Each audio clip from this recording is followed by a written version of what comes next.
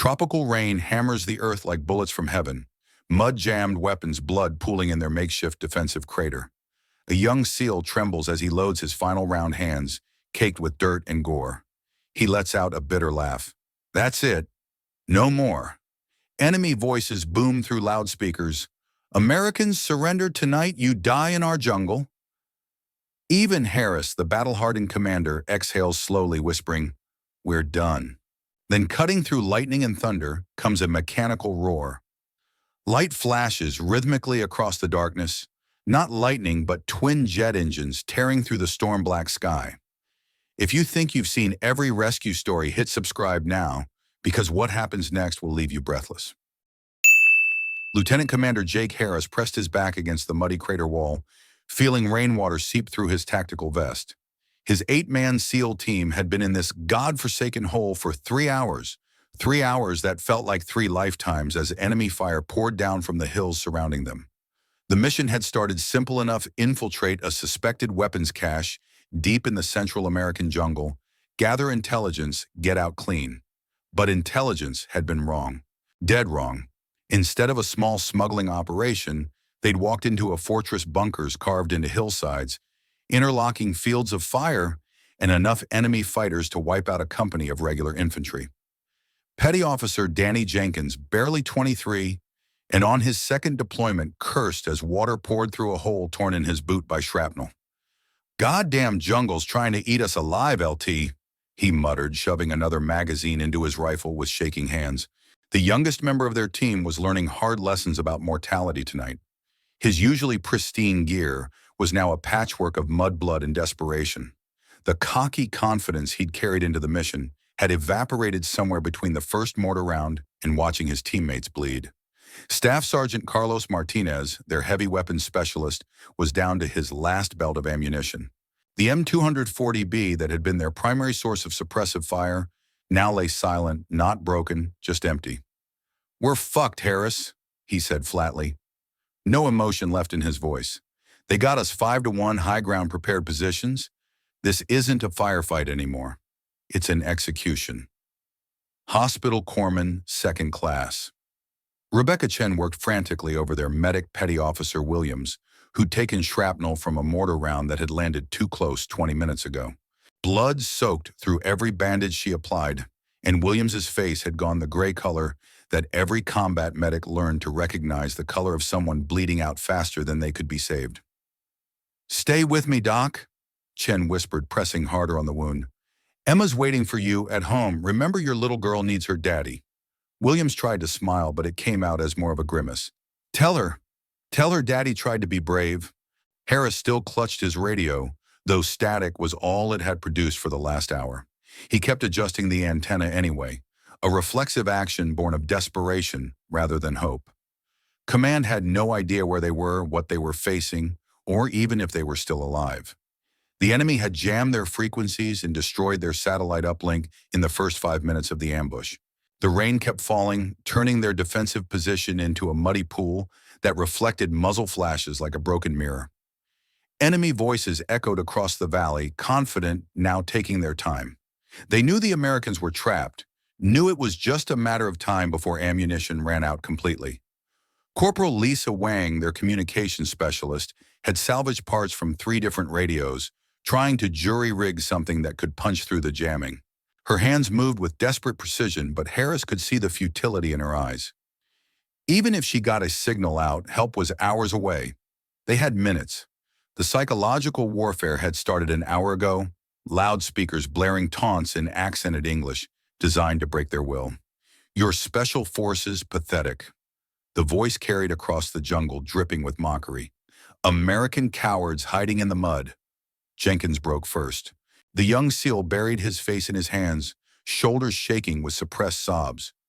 "Sir, I don't want to die here. Not like this. Not in this fucking hole in the middle of nowhere." Harris felt something crack inside his chest. Not fear, but the terrible weight of command when you've led good men into an impossible situation.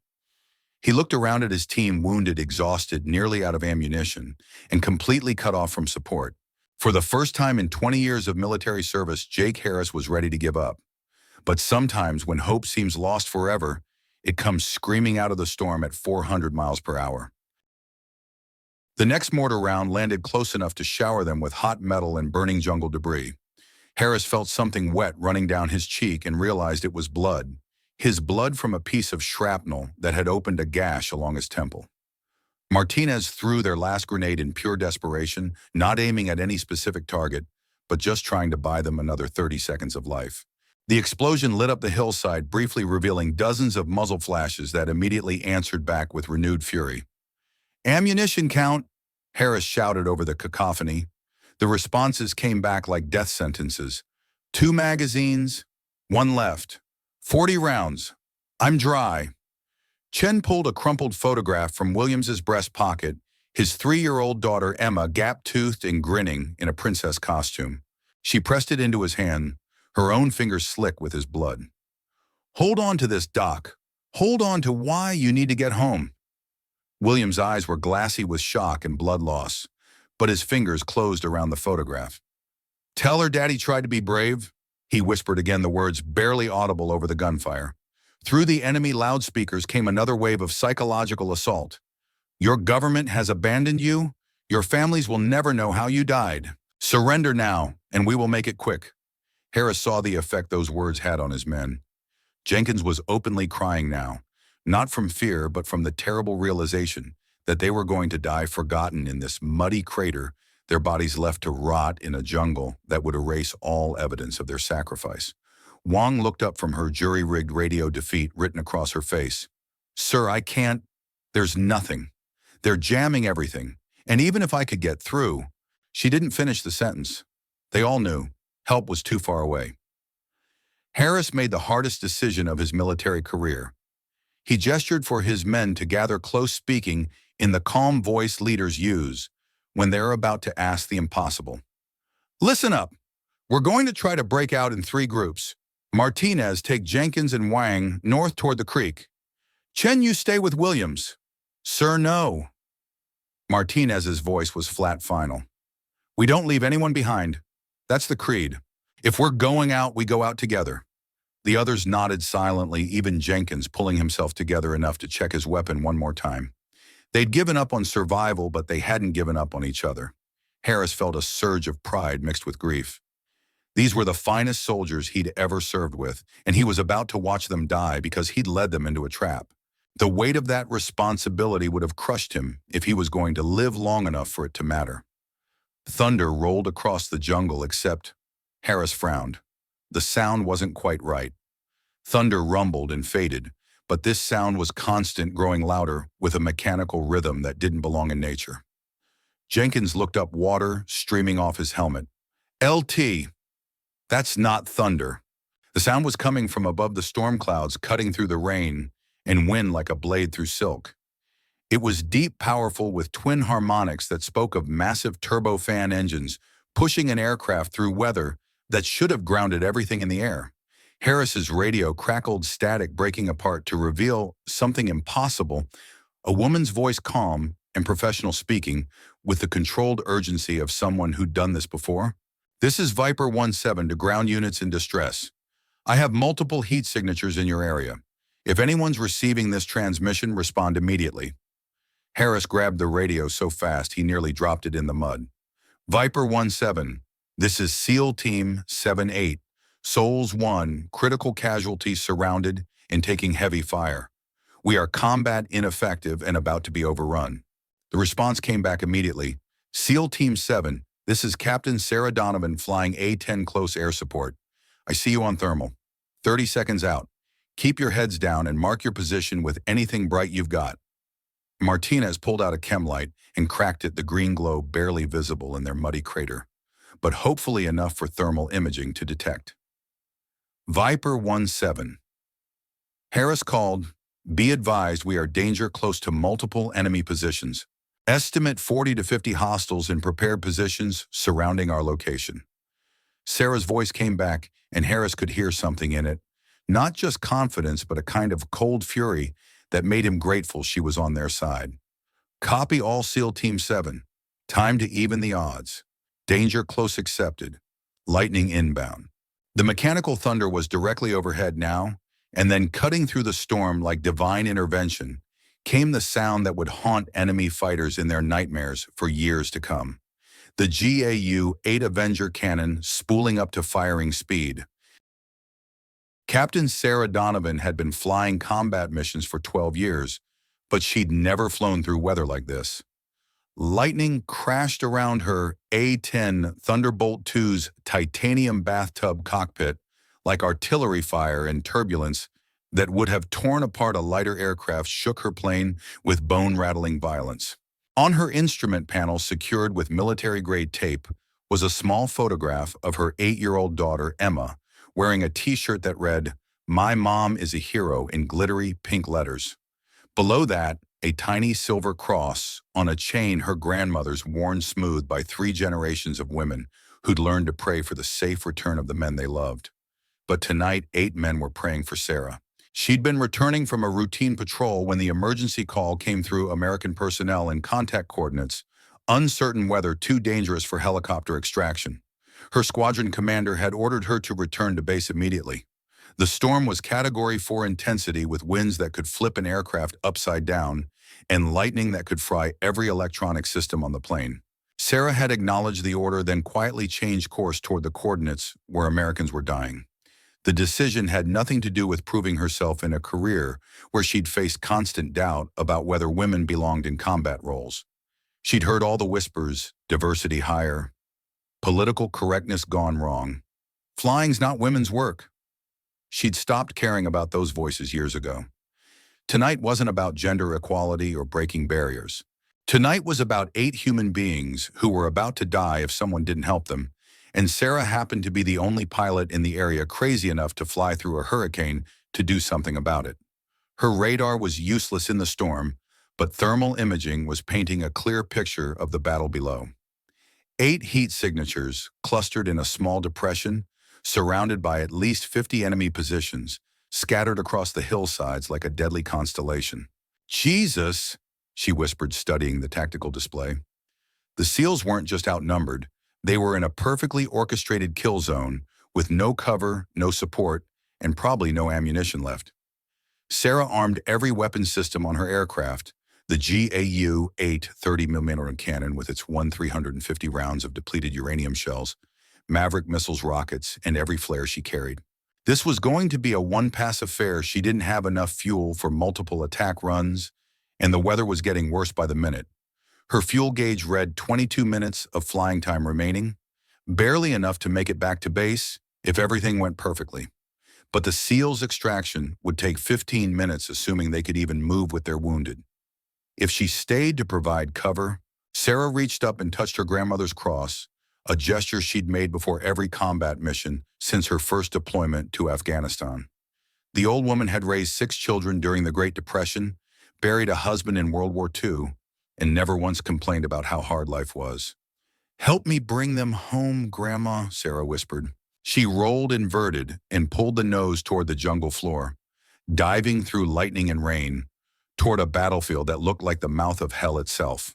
The A-10 shook as it hit turbulence that would have been impossible to fly through in any other aircraft. But the Thunderbolt was built for this low, slow, dirty flying in conditions that would kill a fighter pilot. At 2,000 feet, she could see individual muzzle flashes on her thermal display. The enemy fire was intense, coordinated, professional. These weren't cartel thugs with stolen rifles. This was a military operation, probably with foreign advisors, who knew how to set an ambush and execute it with lethal precision. SEAL Team 7, this is Viper 17. Sarah called on the emergency frequency. "I'm beginning my attack run. Whatever happens next, stay low and trust me." Totrana, Harris's voice came back tight with desperation and disbelief. "Viper 17, we've got wounded, and we're almost out of ammo. I don't know how you're flying in this weather, but thank God you're here." Sarah smiled grimly as she lined up her first target, a bunker complex that had been pouring machine gun fire into the SEAL's position. "SEAL Team 7, I've been flying through storms my whole career. This is just another day at the office." She wasn't entirely truthful. This was the worst weather she'd ever flown combat missions in, and her fuel situation meant she was basically committing suicide to save 8 strangers. But some things were more important than personal survival. At 800 feet, she squeezed the trigger on the GAU-8 and the jungle exploded. The cannon's roar drowned out even the thunder, a sound like the world being torn apart. 30-millimeter shells traveling at 500 feet per second turned centuries-old trees into splinters and enemy positions into smoking craters. But Sarah was just getting started.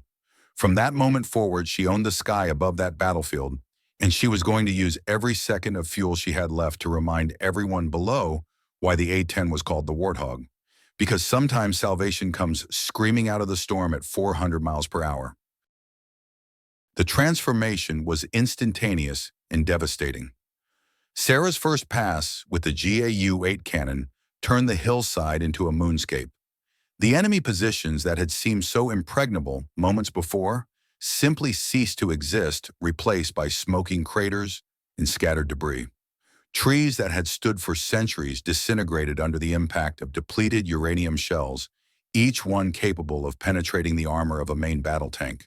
Down in their muddy crater, the SEALs watched in awe as death rained from the sky around them, but never touched them. The A-10 was so low that Jenkins could see the pilot's helmet through the cockpit. Canopy could read the nose art painted on the aircraft's fuselage, a cartoon warthog with the words "Emma's mom" painted underneath. Holy shit! Jenkins breathed his earlier despair replaced by something approaching religious reverence. She's an angel with a cannon? Sarah rolled into her second attack run, this time targeting the mortar positions that had been dropping shells into the SEAL's position with murderous accuracy.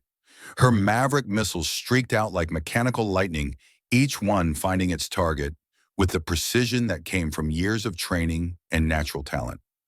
The psychological effect on the enemy was immediate and catastrophic. Soldiers who had been advancing confidently were now running for their lives, abandoning their weapons and positions in the face of an attack they couldn't defend against or even understand. Through her thermal imaging, Sarah could see the battle changing in real time. The coordinated assault was dissolving into panic as fighters scattered in every direction, no longer thinking about killing Americans, but focused entirely on staying alive themselves. Viper 1-7. Harris called, his voice thick with emotion. That was beautiful work. You've broken their attack completely. But Sarah's fuel warning light was blinking red now, and she could see on her display that she had maybe 12 minutes of flying time remaining, not enough to make it back to base, barely enough to provide cover for the SEAL's extraction. She made her choice without hesitation. SEAL Team 7, I'm going to make one more pass to clear your exit route to the extraction zone. When I do, you need to move fast. I can provide overwatch, but my fuel situation is limited. She didn't tell them she was flying on fumes. No point in adding to their stress when they had enough problems of their own. Sarah's final attack run was a masterpiece of precision flying. She used her remaining rockets to destroy vehicles and supply dumps, eliminating the enemy's ability to pursue the SEALs once they began moving. Each shot was calculated, deliberate, surgical. As she pulled up from that last pass, her fuel gauge hit single digits. 10 minutes of flying time, maybe 8 if she pushed it to the absolute edge. The SEALs' extraction point was 6 minutes away at their current pace, and that was assuming Williams could make the journey with his wounds. Sarah keyed her radio one more time. SEAL Team 7, I'm moving to high cover. Start your movement to extraction. I'll be your guardian angel until you're safe. Harris's response was immediate. Viper 1-7, what's your fuel status? We can make it from here if you need to head home.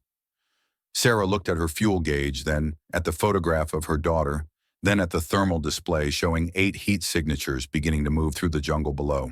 8 men who were alive because she'd made the choice to fly into a storm when every regulation, every safety protocol, every ounce of common sense said to turn back. I'm good, SEAL Team 7, she lied smoothly. Plenty of fuel left. Take your time and stay safe. She'd already called ahead for search and rescue assets just in case she had to punch out over the jungle. But that was her problem to solve. Right now, her only job was making sure 8 American heroes made it home to their families, even if it meant she might not make it home to hers. Because that's what angels do. They sacrifice everything to save the people they're meant to protect. For the next 10 minutes, Sarah Donovan owned every cubic foot of airspace above that jungle battlefield. Flying on fumes and determination, she guided the SEALs through terrain that would have been impossible to navigate without her thermal imaging. Every few seconds, her calm voice would cut through their radio static with precise directions. SEAL Team 7, you have two heat signatures about 40 meters to your east. Recommend you shift north toward that creek bed. Harris acknowledged each transmission, leading his team through routes that somehow avoided every remaining enemy position. Williams was conscious but weak, leaning heavily on Jenkins, who had transformed from a terrified kid into a soldier who understood what it meant to leave no one behind.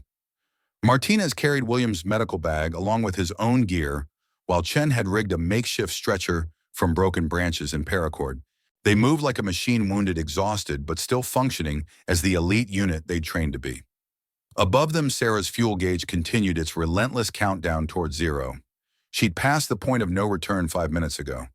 Even if she left right now and flew a perfect profile back to base, she'd be landing on vapors. But 8 men were alive because she'd made that choice, and that was worth any risk to herself. Viper 1-7.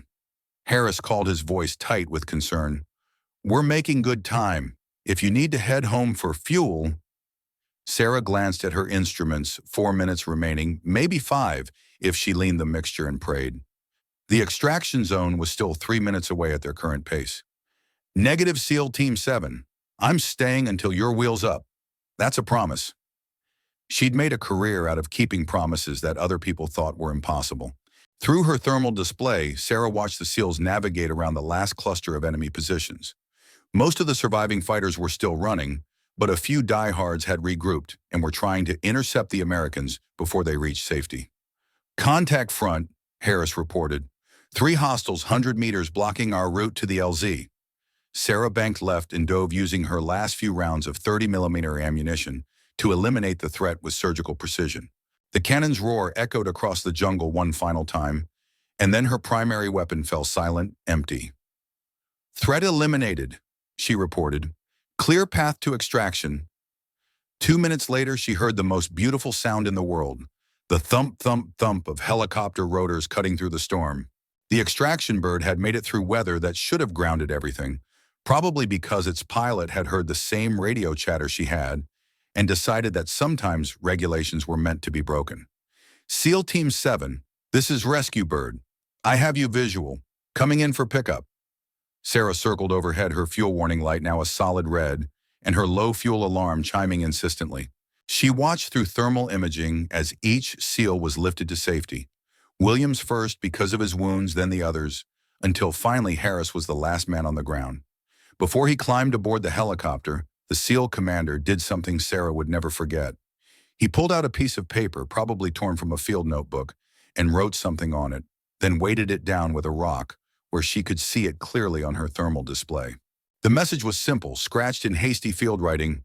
You were the storm that saved us. SEAL Team 7. As the helicopter disappeared into the night with its precious cargo, Sarah turned north toward home, flying on fumes and prayers through a storm that was finally beginning to break. Lightning still flashed around her cockpit, but somehow it seemed less threatening now, more like a celebration than an assault. Her fuel gauge read 3 minutes when the runway lights appeared through the rain. She'd made it with literally nothing to spare, and as she taxied to the hangar, her engines finally quit. Not from mechanical failure, but from running out of gas in the exact spot she'd planned. Sarah sat in her cockpit for a long moment, listening to the rain on her canopy, and thinking about 8 men who were going home to their families because she'd chosen to fly into a storm when everyone else would have turned back. She carefully folded the piece of paper Harris had left behind and tucked it next to the photograph of her daughter. Some messages were too important to forget. Sometimes heroes don't come from where you expect them. Sarah Donovan never intended to become a symbol, never wanted to prove anything about gender roles or military capabilities. She was simply a pilot doing her job, the job she'd trained for, excelled at, and dedicated her life to mastering. But when 8 Americans were dying in a jungle storm, it didn't matter that she was a woman flying in a traditionally male profession. It didn't matter that the weather was impossible, the mission was suicide, or that regulations said she should turn back. What mattered was that people needed help, and she was the only one in position to provide it. The SEALs learned that survival sometimes depends on an angel roaring through the storm at 400 miles per hour. Sarah learned that the true measure of service isn't found in medals or recognition, but in the simple knowledge that good people made it home to their families because of what you were willing to sacrifice. She kept Harris's note in her flight suit for the rest of her career, not as a trophy, but as a reminder of why she chose to fly straight into storms when others turned away. If you believe moments like these deserve to be remembered, hit like, subscribe, and share HL stories. Because somewhere out there another storm is building and another hero is preparing to fly straight through it to protect the rest of us.